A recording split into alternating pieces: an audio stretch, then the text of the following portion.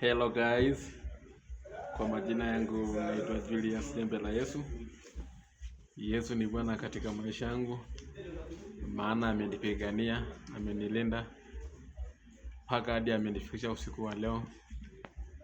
Naenda kuachia neno la Mungu katika kitabu cha Mathayo 5:8.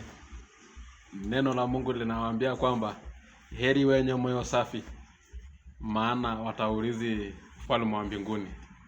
Ndugu yangu leo mahali hapa, ukiwa na moyo safi, ukiwa na moyo ambayo haizi mchukia mwingine wala rafiki yako wala nani, neno la Mungu linakuambia kwamba utaurithi ufalme wa mbinguni. Bora tu uwe na imani yako, maana imani yako itakuokoa.